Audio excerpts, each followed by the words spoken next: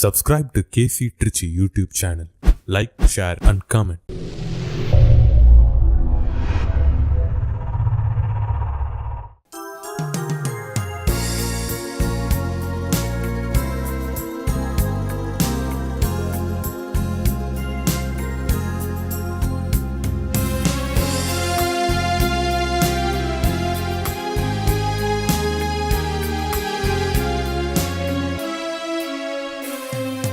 இறைவா இதோ வருகின்றோம், உம் திருவுள்ளம் நிறைவேற்ற. இறைவா இதோ வருகின்றோம், உம் திருவுள்ளம் நிறைவேற்ற. பலியென உணவை தருகின்றோம், நீதம் பசித்தோர் உணவிட மறக்கின்றோம்.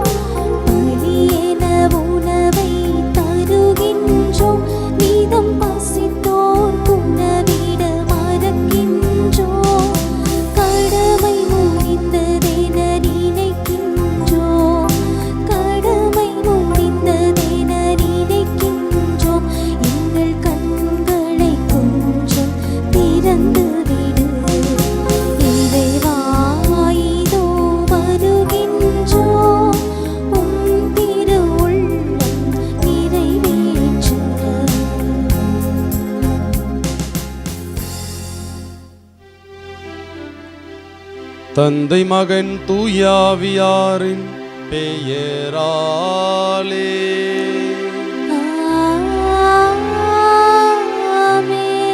நம் ஆண்டவராகிய இயேசு கிறிஸ்துவின் அருளும் கடவுளின் அன்பும் தூயாவியாரின் நட்புறவும் உங்கள் அனைவரோடும் இருப்பதாக. உம் ஆன்மாவோடும் இருப்பதாக. ஆண்டவர் இயேசுவுக்குள் பிரியமான சகோதர சகோதரிகளே, கடவுள் நம் ஒவ்வொருவரையும் ஒவ்வொரு நாளும் சந்திக்க வருகிறார். நம்முடைய நிறைவான சூழல்கள் மத்தியில் அல்ல, மாறாக நம்முடைய குறைபாடுகளுக்கு மத்தியில், நம்முடைய நெருக்கடிகளுக்கு மத்தியில் ஆண்டவர் நம்மை சந்திக்க வருகிறார்.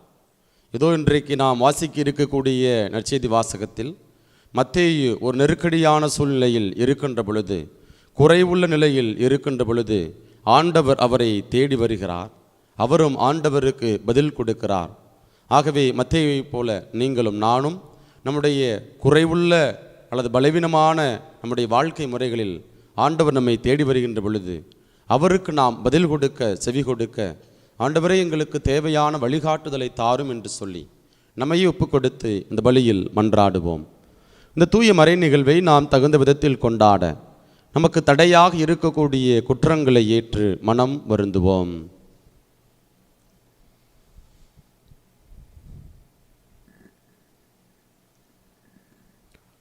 எல்லாம் வல்ல இறைவனிடமும் சகோதர சகோதரிகளே உங்களிடமும் நான் பாவியின்றி ஏற்றுக்கொள்கிறேன்.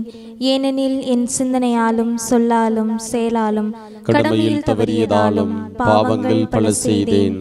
என் பாவமே, என் பாவமே, என் பெரும் பாவமே. ஆகையால் எப்பொழுதும் கன்னியான புனித மரியாவையும் வானதூதர் புனிதர் அனைவரையும் சகோதர சகோதரிகளை உங்களையும் நம் இறைவனாகிய ஆண்டவரிடம் எனக்காக வேண்டிக் கொள்ள மன்றாடுகிறேன். எல்லாம் உள்ள இறைவன் மீது இரக்கம் வைத்து நம் பாவங்களை மன்னித்து நம்மை நிலை வாழ்வுக்கு அழைத்து செல்வாராக. ஆமென்.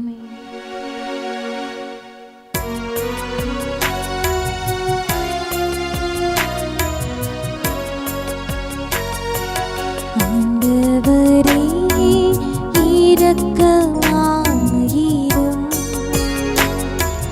ஆண்டவரே இரக்கமாயிரும். கிறிஸ்துவே இரக்கமாயிரும்.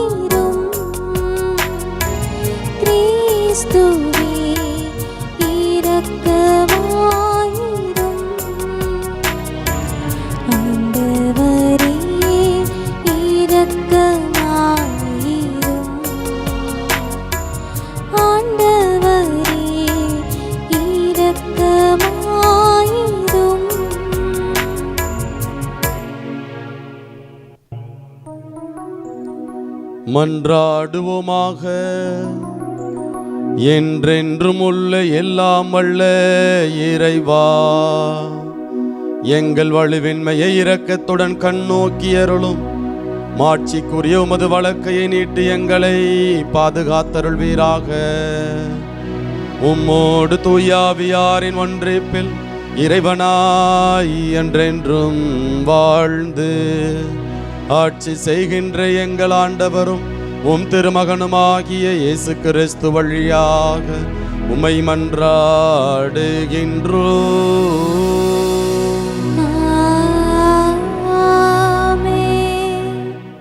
முதல் வாசகம். பசித்திருப்போருக்காக உன்னையே கையளித்து வறியோரின் தேவையை நிறைவு செய்வாயானால் இருள் நடுவே உன் ஒளி உதிக்கும். இறைவாக்கினர் எசாயா நூலிலிருந்து வாசகம். அதிகாரம் 58, இறை வசனங்கள் 9 முதல் 14 முடிய. ஆண்டவர் கூறுவது: உன்னிடையே இருக்கும் நுகத்தை அகற்றிவிட்டு சுட்டி காட்டி குற்றம் சாட்டுவதையும் பொல்லாதன பேசுவதையும் நிறுத்திவிட்டு பசித்திருப்போருக்காக உன்னையே கையளித்து வறியோரின் தேவையை நிறைவு செய்வாயானால் இருள் நடுவே உன் ஒளி உதிக்கும். இருண்ட உன் நிலை நண்பகல் போல் ஆகும். ஆண்டவர் தொடர்ந்து உன்னை வழிநடத்துவார். வறண்ட சூழலில் உனக்கு நிறைவளிப்பார். உன் எலும்புகளை வலிமையாக்குவார். நீயும் நீர் பாய்ந்த தோட்டத்து போலும் ஒருபோதும் வற்றாத நீரூற்று போலும் இருப்பாய். உன் மக்கள் பண்டை நாளிலிருந்து பாழடைந்து கிடப்பவற்றை கட்டி எழுப்புவர். தலைமுறை தலைமுறையாக உள்ள அடித்தளங்களின் மேல் கட்டி எழுப்புவாய்.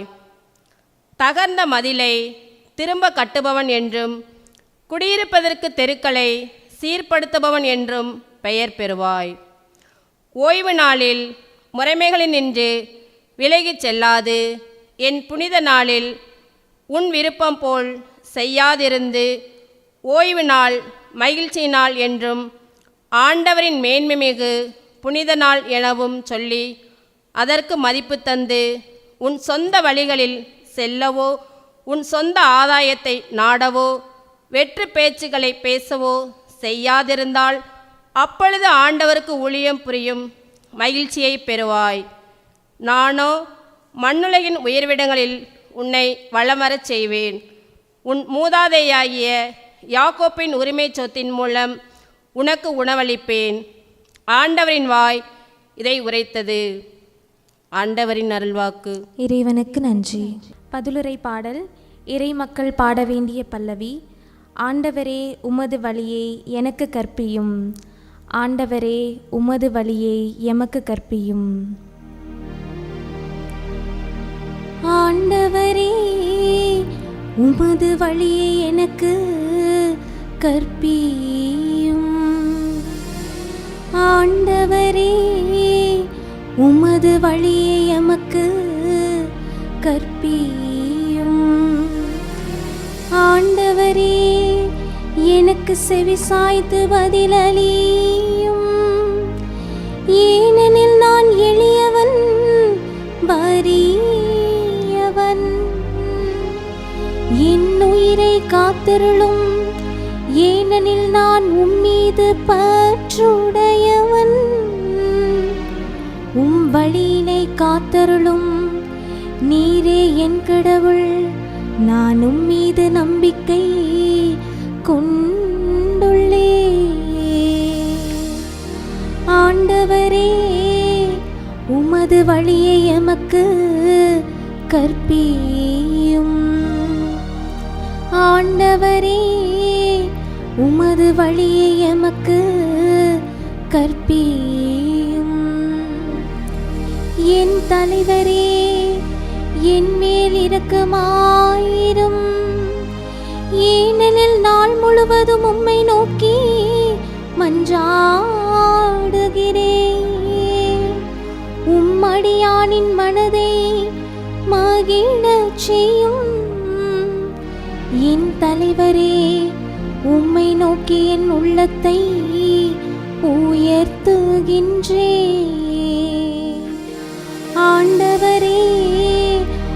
உமது வழியை எமக்கு கற்பியும். ஆண்டவரே உமது வழியை எமக்கு கற்பியும். ஏனெனில் என் தலைவரே நீர் நல்லவர், மன்னிப்பவர், உம்மை நோக்கி மன்றாடும் அனைவருக்கும் பேரன்பு காட்டுபவர். ஆண்டவரே என் வேண்டுதலுக்கு செவிக்கொடும், உம்முதவியை நாடும் என் குரலை கேட்டருளும். ஆண்டவரே உமது வழியை எமக்கு கற்பியும். ஆண்டவரே உமது வழியை எமக்கு கற்பியும்.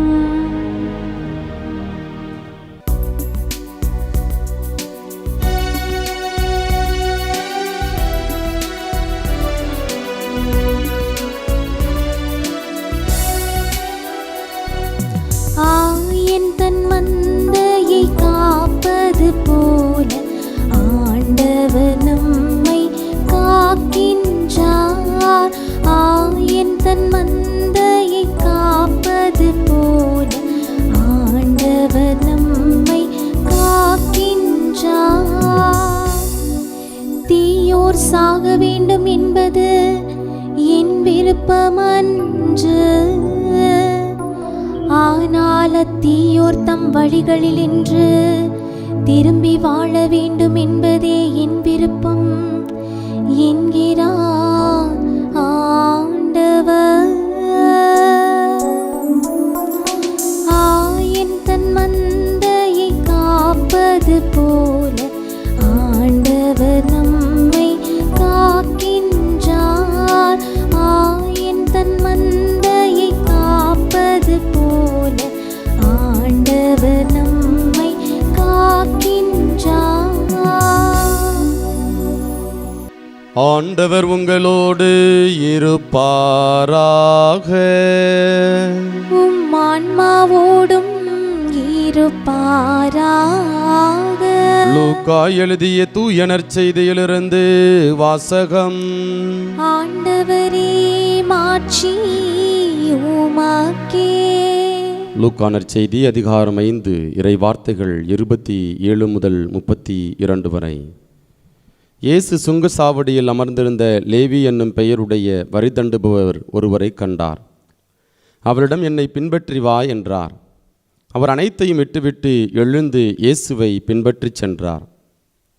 இந்த லேவி தம் வீட்டில் அவருக்கு ஒரு பெரிய விருந்து அளித்தார். வரி தண்டுபவர்களும் மற்றவர்களும் பெருந்திரளாய் அவர்களோடு பந்தியில் அமர்ந்தார்கள். பரிசேயர்களும் அவர்களை சேர்ந்த மறைநூல் அறிஞர்களும் முணுமுணுத்து இயேசுவின் சீடரிடம், வரி தண்டுபவர்களோடும் பாவிகளோடும் சேர்ந்து நீங்கள் உண்பதும் குடிப்பதும் ஏன் என்று கேட்டனர். இயேசு அவர்களுக்கு மறுமொழியாக, நோயற்றவருக்கு அல்ல, நோயுற்றவருக்கே மருத்துவர் தேவை. நேர்மையாளர்களை அல்ல, பாவிகளையே மனம் மாற அழைக்க வந்தேன் என்றார். ஆண்டவரின் அருள்வாக்கு. கிறிஸ்துவே உமக்கு புகழ். ஆண்டவர் இயேசுவுக்குள் பிரியமான சகோதர சகோதரிகளே, இன்றைய இறைவார்த்தை 2 முக்கியமான காரியங்களை நமக்கு வெளிப்படுத்துகிறது. கடவுள் நம்முடைய பலவீனங்களுக்கு மத்தியில் நம்மை சந்திக்க வருகிறார் என்றும், அப்படி சந்திக்க வருபவர் நம்மோடு உணவருந்த தயாராக இருக்கிறார் என்பதை இந்த 2 காரியங்களை இன்றைய இறைவார்த்தை வழிபாடு நமக்கு மையமான ஒரு சிந்தனையாக கொடுக்கிறது. அன்பிற்குரியவர்களே, நம்முடைய ஊரில் குறிப்பாக நம்முடைய பங்கு எல்லாம் பார்க்கலாம். நிறைய அன்பியங்கள் இருக்கும். அதில் ஒரு சில பங்குகளில் பங்கு தந்தை என்ன செஞ்சுருப்பார் அப்படின்னா, அந்த அன்பிய பொறுப்பாளர்களை அந்த பங்கு சந்தா மாத சந்தா வாங்குவதற்காக நியமனம் செய்திருப்பாங்க. அப்போது அந்த அன்பிய பொறுப்பாளர் தன்னுடைய அன்பியத்தில் இருக்கக்கூடிய அது 20 குடும்பமோ அல்லது 30 குடும்பமோ அந்த மாதம் 1ஆம் தேதி ஆனதுக்கப்புறம் முதல் வாரத்தில் முதல் 7 தேதிகளுக்குள்ள அல்லது 10 தேதிகளுக்குள்ளே என்ன செய்வாங்க அப்படின்னா, அந்த மாத சந்தா வாங்குவதற்காக வீடுகளை சந்திக்க செல்வாங்க. அப்படி போகிறப்ப மற்ற அன்பியத்தில் இருக்கக்கூடிய உறுப்பினர்கள் அந்த அன்பிய பொறுப்பாளரை ஒரு மாதிரி ஏளனமாக பார்க்கக்கூடிய ஒரு நிலை, அல்லது கோபப்பட்டு திட்டக்கூடிய ஒரு நிலை, அல்லது கடிந்து கொள்ளக்கூடிய ஒரு நிலை, அல்லது அழைக்கழிக்கக்கூடிய ஒரு நிலை. இன்றைக்கு இல்லை நாளைக்கு வாங்க, அடுத்த நாள் வாங்க, அல்லது வீட்டுக்குள்ளே இருந்துக்கிட்டே என்ன செய்கிறது, வெளியில் போயிட்டாங்க, அப்படிலாம் சொல்லக்கூடிய ஒரு நிலை. சாதாரண ஒரு அன்பிய பொறுப்பாளருக்கு இப்படிப்பட்ட ஒரு நிலை, ஒரு ஏளனம், ஒரு அவமானப்படுத்தப்படக்கூடிய ஒரு நிலை. இதே இன்னும் கொஞ்சம் அரசு ரீதியாக இருக்கிறாங்க அப்படின்னா இன்னும் அவங்க நிறைய நெருக்கடிகளை சந்திக்கக்கூடிய ஒரு நிலை. சில நேரம் அவங்க கையூட்டு வாங்கக்கூடிய ஒரு நிலைக்கு தள்ளப்படலாம். அல்லது நேர்மையாக இருந்தாங்க அப்படின்னா, உண்மையாகவே அவங்க வரியை வாங்கினாங்க அப்படின்னா, வரி வசூலித்தாங்க அப்படின்னா, அவங்க எப்படிப்பட்ட வசைபாடுகளை ஏற்றுக்கொள்ள வேண்டிய ஒரு நிலைக்கு, அந்த நிர்பந்தத்திற்கு தள்ளப்படுறாங்க. நம்ம பார்க்கலாம். 200 கட்டணும் அப்படின்னா 200 கட்ட வேண்டியவங்க அந்த அலுவலகத்துக்கு போகிறப்ப, எப்பா அப்படி வரியை வாங்குறீங்க, இப்படி அநியாயம் பண்ணுறீங்க அப்படின்னு சொல்லி அங்கே வசைபாடக்கூடிய ஒரு நிலை. அப்போது அந்த ஒரு நிலையை, அந்த சூழலை கொஞ்சம் நம்முடைய மனக்கு முன்பாக கொண்டு வர வேண்டும். இந்த நற்செய்தி வாசகத்தை வாசிக்கிறப்ப இந்த வரி வசூலிப்பவர்களுடைய நிலை என்னுடைய மனக்கண் முன்பாக வந்தது. கொஞ்சம் யோசித்து பாருங்கள். இங்கே இயேசு சுங்கச்சாவடியில் அமர்ந்திருந்த லேவி என்னும் பெயருடைய வரி தண்டுபவர். இப்போ மத்தேயுனுடைய அழைப்பை குறித்து இன்றைக்கு நாம் வாசிக்க கேட்ட அந்த நற்செய்தி வாசகத்தில் நம்ம கேட்டோம். அதில் பார்த்தோம் அப்படின்னா சுங்கச்சாவடியில் அமர்ந்து இருக்கிறார். அப்போ சுங்கச்சாவடியில் அமர்ந்து இருக்கிறப்ப எத்தனையோ பேர் நிச்சயமாக அந்த இடத்துல வரி செலுத்துவதற்காக வந்திருப்பாங்க. ஒருவேளை மத்தேயு குறிப்பிட்ட தொகைக்கு மேலாக வரி வாங்கியிருக்கலாம், என் மக்களை ஏமாற்றி வாங்கியிருக்கலாம். ஏன்னா வரி தண்டுபவர்கள்லாம் செல்வந்தர்களாக இருந்தாங்க. நம்ம சக்கேயுனுடைய வாழ்க்கையில் பார்க்குறோம். சக்கேயுக்கு அதிகமான பணம் ஈட்டி இருந்தார். ஏன்னா அவர் பாவம் செஞ்சார் அப்படின்னு சொல்லி சக்கேயுனுடைய வாழ்க்கையில் நம்ம பார்க்குறோம். அப்படிப்பட்ட ஒரு புரிதலில் இங்கே மத்தேயு சுங்கச்சாவடியில் அமர்ந்து இருக்கிறாரு. அந்த இடம் ஒரு குழப்பத்தை அல்லது ஒரு பிரச்சனைகளை ஏற்படுத்தக்கூடிய ஒரு இடம். ஒருத்தன் நான் வரி கட்ட மாட்டேன்னு சொல்லுவான், ஒருத்தன் நீ அதிகமாக வரி வாங்குறேன்னு சொல்லுவாங்க, உன்னை நான் வெளியில் வா, உன்னை வச்சுக்கிறேன் பார் அப்படின்னு சொல்லி இருக்கலாம். இப்படி ஒரு குழப்பத்திற்கு மத்தியில், அந்த கூட்டத்தினருக்கு மத்தியில் இங்கே மத்தேயுவை இயேசு ஆண்டவர் அழைக்கிறார். அப்போ இயேசு ஆண்டவர் அழைக்கின்ற பொழுது அந்த குழப்பங்களுக்கு நெருக்கடிகளும் மத்தியில் என்ன செய்கிறார் அப்படின்னா, எல்லாத்தையும் விட்டு என்ன செய்கிறார் அப்படின்னா, இயேசுவை பின்பற்றி போகக்கூடிய ஒரு நிலை, ஒரு சூழல். இப்போ இதுதான் இன்றைக்கு வாசிக்கப்பட்ட நற்செய்தி வாசகத்தில், அல்லது நாம் கேட்ட நற்செய்தி வாசகத்தில் நாம் சிந்திக்க அதை வாழ்வாக்க அழைக்கப்படுகிறோம். என்ன அப்படின்னா, பல நேரங்களில் நீங்களும் நானும் புலம்புறோம். என்ன புலம்புறோம்? கடவுள் என்னை தேடி வருவதில்லை, கடவுள் எனக்கு பதில் கொடுப்பதில்லை, நான் அமைதியாக இருக்க விரும்புகிறேன், என் மனைவி சரியில்லை, என் புள்ள சரியில்லை, அவங்க சரியில்லை, இவங்க சரியில்லை அப்படின்னு சொல்லி என்ன செய்கிறோம் அப்படின்னா, பல நேரங்களில் குறைபட்டு கொள்ளக்கூடிய மனநிலை, அந்த சூழல்கள் நம்ம எல்லாத்துக்குமே இருக்குது. ஆனால் பாருங்கள், மத்தேயு நமக்கு ஒரு அழகான ஒரு வாழ்வியல் பாடத்தை நமக்கு கற்றுக் கொடுக்குறாரு. என்ன அப்படின்னா, குறைகளுக்கு மத்தியில், நெருக்கடிகளுக்கு மத்தியில் ஆண்டவர் நம்மை தேடி வருகிறார். அவருக்கு நாம் பதில் கொடுக்கணும். அவரை அழைக்கின்ற பொழுது நாம் செவியம் எடுக்கணும் என்பதை நமக்கு ஒரு அழகான பாடத்தை நமக்கு கற்றுக் கொடுக்கிறார். இன்றைக்கு நம்ம எல்லாத்துக்குமே பிரச்சனை இருக்குது. ஒவ்வொரு நாளும் வாழ்வே போராட்டம். எனக்கு உடல்நிலை சரியில்லை, எனக்கு பொருளாதார நெருக்கடி இருக்கிறது, கடன் நெருக்கடி இருக்கிறது, கூட பிறந்தவெல்லாம் என்னை ஏளனமாக பார்க்குறாங்க, கட்டின மனைவி, கட்டின கணவன் என்னை ஏளனமாக பார்க்கக்கூடிய ஒரு நிலை, எனக்கு யாருமே ஒரு நிறைவானவர்களாக பெர்ஃபெக்டாக எனக்கு யாருமே இல்லைப்பா, பெர்ஃபெக்டாக இருக்கிறப்ப தானே கடவுள் என்னை தேடி வருவார் என்கிற ஒரு மனநிலை. அல்லது நான் ஒரு பாவி, நான் குற்றம் செஞ்சிட்டேன், தவறு செஞ்சிட்டேன், கடவுள் என்னெல்லாம் தேடி வருவாரா என்கிற ஒரு மனநிலையில், ஒரு குறைபட்டு கொள்ளக்கூடிய ஒரு சூழலில் நம்ம வாழ்ந்து கொண்டு இருக்கிறோம்.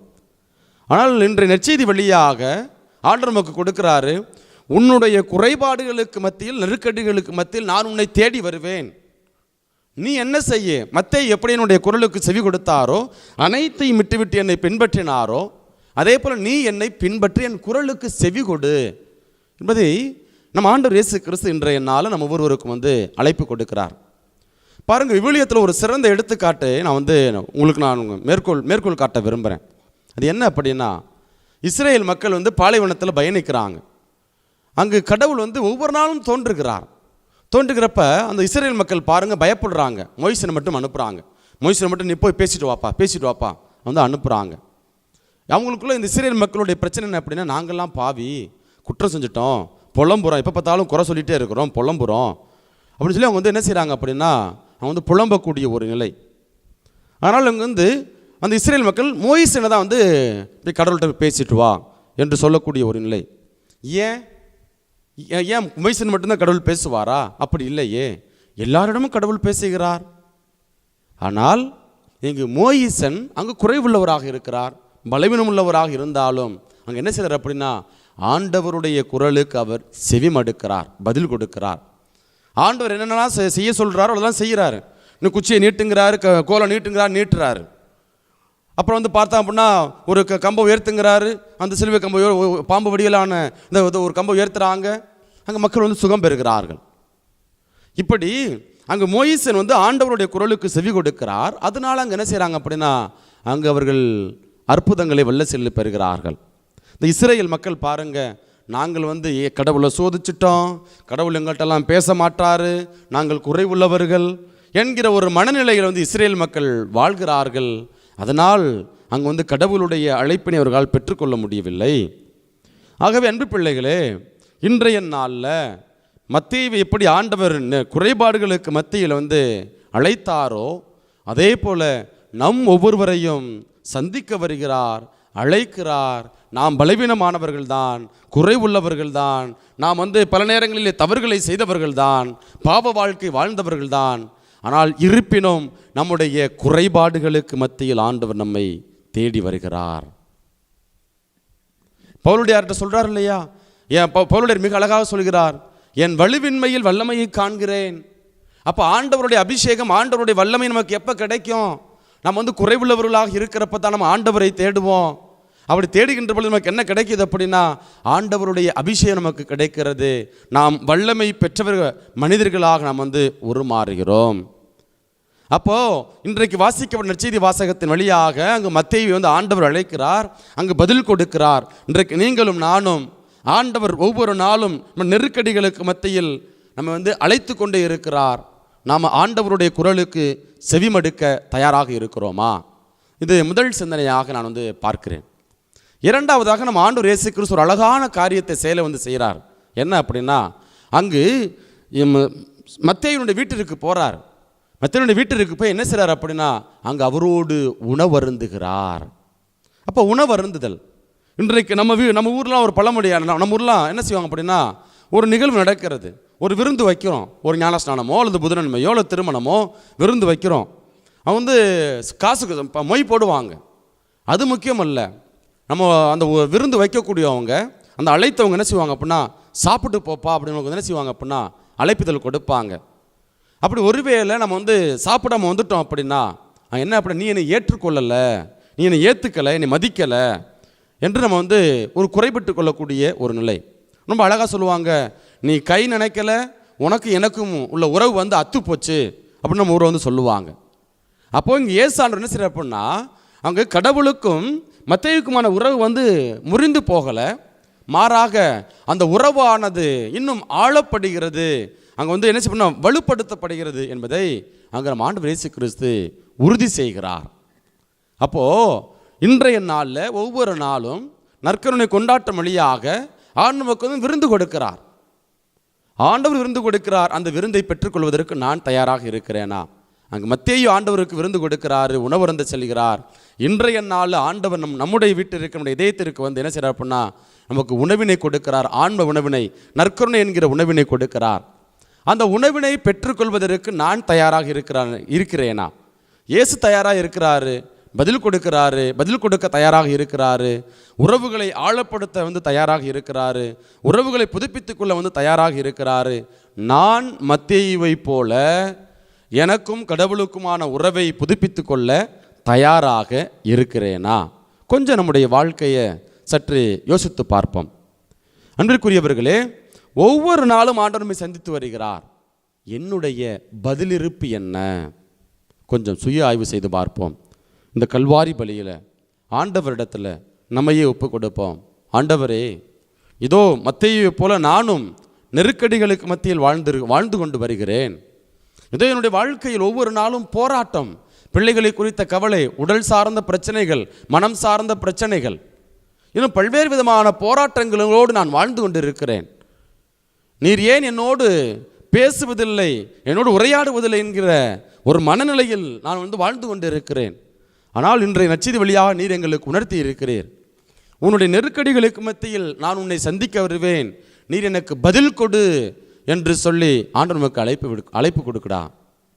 ஆகவே இந்த கல்வாரி பலியிலே என் திக்கற்ற வேளையில் ஆண்டவரை நோக்கி மன்றாடினேன், அவரின் மன்றாட்டுக்கு பதில் கொடுத்தார் என்கிற திருப்பாடல் ஆசிரியருடைய வார்த்தைக்கு இணங்க ஆண்டவர் நம்முடைய திக்கற்ற வேளையில், நெருக்கடி வேளையில் பதில் கொடுக்க தயாராக இருக்கிறார். அப்படிப்பட்ட அந்த நெருக்கடிகளை நாம் ஆண்டவரிடத்தில் ஒப்புக் கொடுப்போம். ஆண்டவரே, என் நெருக்கடிகளை நீர் சந்தியும், என்னோடு நீர் தங்கும், எனக்கு தேவையான ஆசீர்வாதங்களை தாரும் என்று சொல்லி நம்மை ஒப்புக் கொடுத்து மன்றாடுவோம். ஆண்டவர் எண்ணத்தின் வாழ்த்து பெறுவீராக. நிலப்பட்ட இல்லத்தின் விளைவு மனித உழைப்பின் பயண பெருமாள் வெப்பமாக நடத்தி பெறுவாராக. அடியோர் யாம் தரும் காணிக்கையை அன்பாயிர்ப்பாயாண்டவரே, அடியோர் யாம் தரும் காணிக்கையை. ஆண்டவர் எண்ணத்தின் வாழ்த்து பெறுவீராக. சந்திராட்சி செடிய மனித உழைப்பின் மத செப்பு ஆன்மீக பாடமாற்றி தைவராக. ஆண்டவரை தாழ்மையுடன் ஆண்டவரை இறைவன்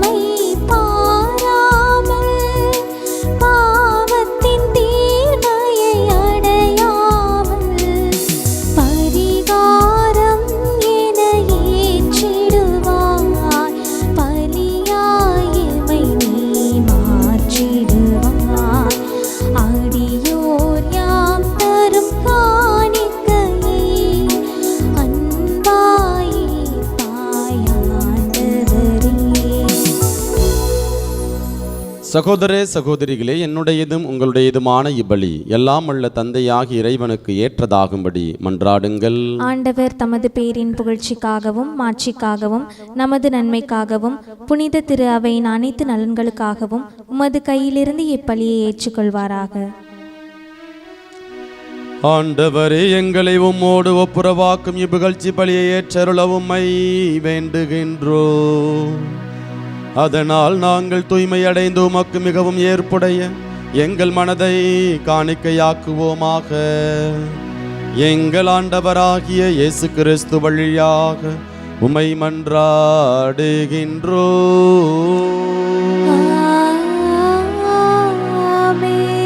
ஆண்டவர் உங்களோடு இருப்பாராக. உம் ஆன்மாவோடும் இருப்பாராக. இதயங்களை மேலே எழுப்புங்கள். ஆண்டவரிடம் எழுப்பியுள்ளோம். நம் இறைவனாகிய ஆண்டவருக்கு நன்றி கூறுவோம். அது தகுதியும் நீதியுமானது. ஆண்டவரே, தூயவரான தந்தையே, என்றும் உள்ள எல்லாம் அல்ல இறைவா, எங்கள் ஆண்டவராகிய இயேசு கிறிஸ்து வழியாக எந்நாளும் எவ்விடத்திலும் நாங்கள் உமக்கு நன்றி செலுத்துவது மெய்யாகவே தகுதியும் நீதியுமாகும். எங்கள் கடமையும் மீட்புக்குரிய செயலுமாகும். உம்முடைய பிள்ளைகளின் உள்ளங்களை தூய்மைப்படுத்தி புதுப்பிக்க பயனுள்ள இச்சிறப்பான காலத்தை ஏற்படுத்தினே. அதனால் நாங்கள் மட்டுமீறிய பற்றுதல்களில் இருந்து விடுதலை பெற்று நிலையற்றவற்றில் மனதை ஈடுபடுத்தாது நிலையானவற்றில் மேன்மேலும் மனதை செலுத்துமாறு எங்களை தூண்டுகின்ற காலம் இதுவே.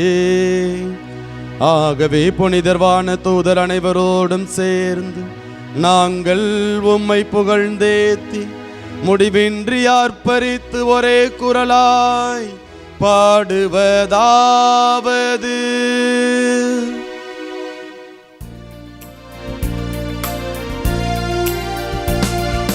தூயவர் தூயவர் தூயவர் ஆண் படைகளின் கடவுளாம் ஆண்டவர். விண்ணகமும் மண்ணகமும் உமது மாட்சியால் நிறைந்துள்ளன. உன்னதங்களிலே ஓசன்னா, உன்னதங்களிலே ஓசன்னா. ஆண்டவர் பெயரால் வருகிறவர் ஆசி பெற்றவர். உன்னதங்களிலே ஓசன்னா, உன்னதங்களிலே ஓசன்னா. ஆண்டவரே, நீர் மெய்யாகவே தூயவர், தூய்மை அனைத்துக்கும் ஊற்று. ஆகவே உம்முடைய ஆவியை பொழிந்து இக்காணிக்கைகளை தூய்மைப்படுத்த உம்மை வேண்டுகின்றோம். இவ்வாறு எங்கள் ஆண்டவர் இயேசு கிறிஸ்துவின் உடலும் இரத்தமுமாக எங்களுக்கு இவை மாறுவனவாக. அவர் பாடுபட உளம்கணிந்து தம்மை கையளித்த போது அப்பத்தை எடுத்து நன்றி செலுத்தி அதை பிட்டு தம் சீடர்களுக்கு அளித்து கூறியதாவது: அனைவரும் இதிலிருந்து பெற்று உண்ணுங்கள், ஏனெனில் இது உங்களுக்காக கையளிக்கப்படும் என் உடல்.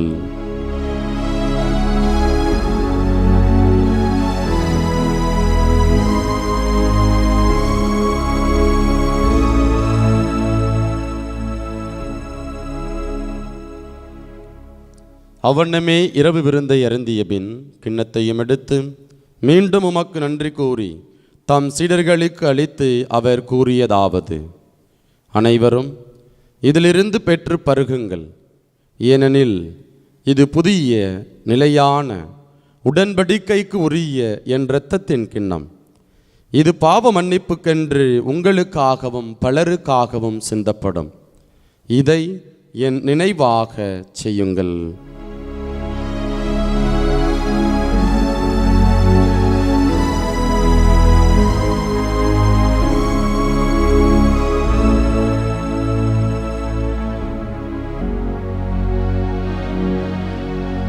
நம்பிக்கையின் மறைபொருள்.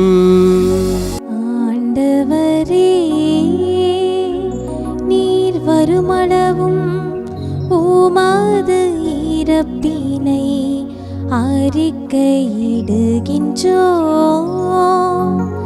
உமது உயிர்ப்பினையும் எடுத்துரைக்கின்றோம்.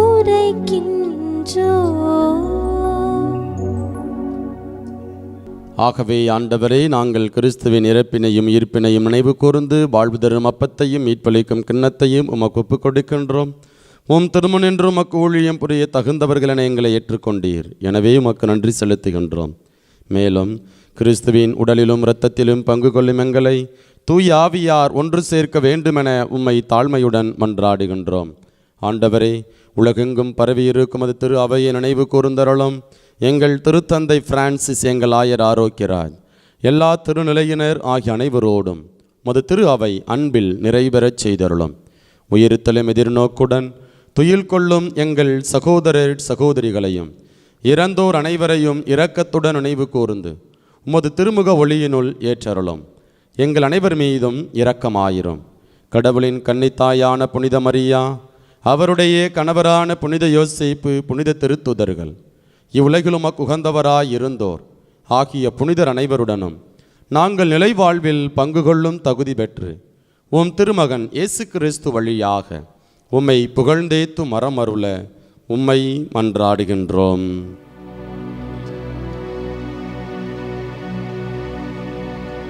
இவர் வழியாக இவரோடு இவரில் எல்லாம் அல்ல இறைவனாகிய தந்தையே, தூய ஆவியாரின் ஒன்றிப்பில் எல்லா புகழும் மாட்சியும் என்றென்றும் உமக்கு உரியதே. ஆமென், ஆமென்,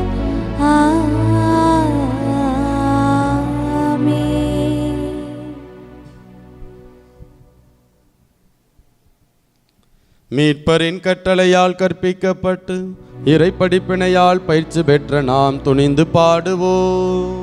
விண்ணுலகில் இருக்கின்ற எங்கள் தந்தையே, உமது பெயர் தூயதென போற்ற பெறுக. உமது ஆட்சி வருக. உமது திருவுளம் விண்ணுலகில் நிறைவேறுவது போல மண்ணுலகிலும் நிறைவேறுக.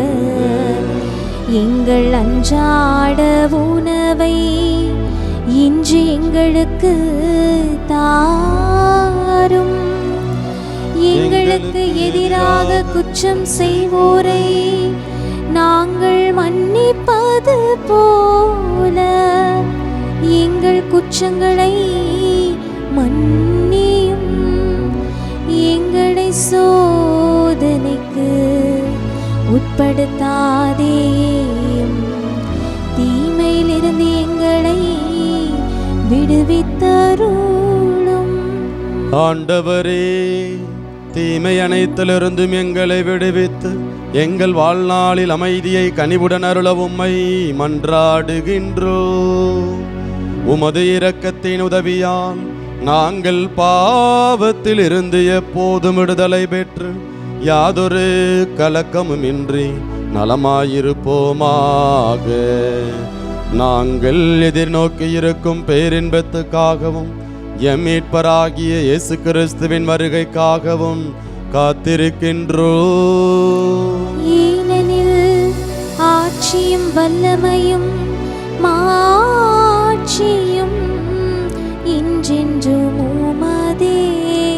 ஆண்டவரே இயேசு கிறிஸ்துவே, அமைதியை உங்களுக்கு விட்டு செல்கின்றேன், என் அமைதியையே உங்களுக்கு அளிக்கின்றேன் என்று உம் திருத்தூதர்களுக்கு மொழிந்தீரே.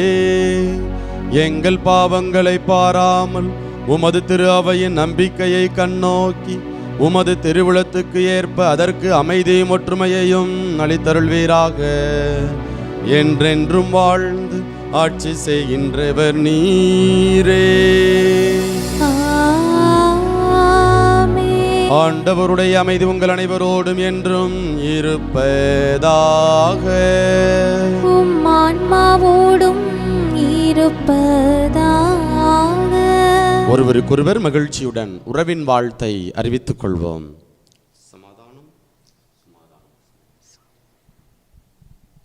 உலகின் பாவங்களை போக்கும் இறைவனின் செம்மறியே, எங்கள் மேல் இரக்கமாயிரும்.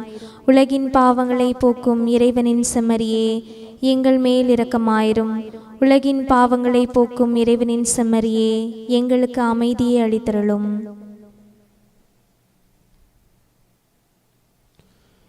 இதோ இறைவனின் செம்மறி, இவரே உலகின் பாவங்களை போக்குபவர். இவருடைய திருவிருந்திற்கு அழைக்க பெற்ற நாம் ஒவ்வொருவரும் பேறு பெற்றோர். ஆண்டவரே, நீர் என் இல்லத்தில் எழுந்தருள நான் தகுதியற்றவள். ஆனால் ஒரு வார்த்தை மட்டும் சொல்லியறலும், எனது ஆன்மா நலமடையும். கிறிஸ்துவின் திருடலும் திருரத்தமும் ஒருவரையும் காத்த முடிவில்லாமல் வலிப்பதாக. ஆமேன். ஆசை திருவிருந்துக்கான மன்றாட்டு. ஆண்டவரே, நீர் என் இல்லத்தில் எழுந்தருள நான் தகுதியற்றவன். ஆனால் ஒரு வார்த்தை மட்டும் சொல்லியருளும் என்று நூற்றுவர் தலைவன் ஜெபித்தது போல நாங்களும் இப்போது உம் திருப்பாதம் பணிந்து வேண்டுகிறோம். இனிய இயேசுவே, நாங்கள் தகுதியற்றவர்களாய் இருந்தாலும் எங்கள் தகுதியின்மையை பாராமல் நீர் எங்கள் உள்ளங்களில் எழுந்து வாரும். உம் அன்பிலும் அருளிலும் நாங்கள் நிலைத்திருக்க எம்முள் எழுந்து வாரும். உம் பிள்ளைகளாக உயிருள்ள உண்மை சாட்சிகளாக உமது நற்செய்தின்படி வாழ்பவர்களாக எங்களை உருமாற்ற வாரும். தந்தையின் திருவுளப்படி வாழ்ந்திட எங்களுக்கு துணை புரிந்திட வாரும். நன்மை செய்வதில் ஆர்வமுள்ளவர்களாய் தீமைகள் அனைத்திலிருந்தும் விடுதலை பெற்றவர்களாய் வாழவும் எங்களை வழிநடத்த வாரும். எல்லா நலன்களும் வளங்களும் எங்களை நிரப்ப வாரும். ஆமேன். நன்றி கூறி மன்றாடுவோமாக. ஆண்டவரே, விண்ணக வாழ்வின் கொடைகளால் ஊட்டம் பெற்ற நாங்கள் உம்மை வேண்டுகின்றோம். அதனால் இம்மையில் நாங்கள் கொண்டாடும் மறை நிகழ்வுகள் எங்கள் நிலை வாழ்வுக்கு உதவுவனவாக. எங்கள் ஆண்டவராகிய இயேசு கிறிஸ்து வழியாக மை மன்றாடுகின்றோ. ஆமென். ஆண்டவர் உங்களோடு இருப்பாராக. உம் ஆன்மாவோடும் இருப்பாராக. எல்லாம் வல்ல இறைவன் தந்தை மகன் தூயாவியார் உங்கள் அனைவரையும் நிறைவாக ஆசீர்வதிப்பாராக. ஆமென். இறைவனின் ஆசி பெற்ற மக்களாய் வாழ சென்று வாருங்கள். திருப்பலி நிறைவேறிற்று. இறைவனுக்கு நன்றி.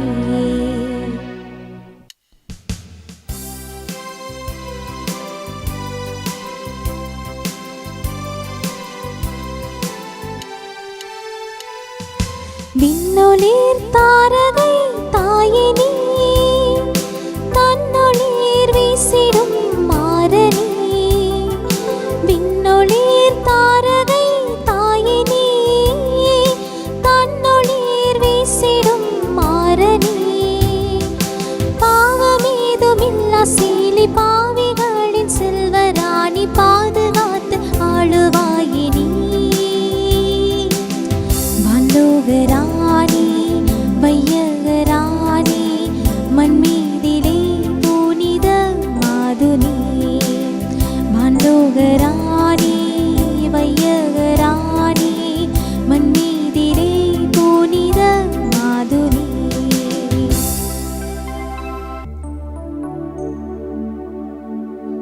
நிலையான புகழுக்குரிய தூய இறை நற்கருணைக்கு எல்லா காலமும் ஆராதனையும் புகழும் போற்றியும் மாட்சிமையும் உண்டாக கடவது. தந்தை மகன் தூய ஆவியாரின் பெயராலே ஆமென். Subscribe to KC Trichy YouTube channel. Like, share and comment.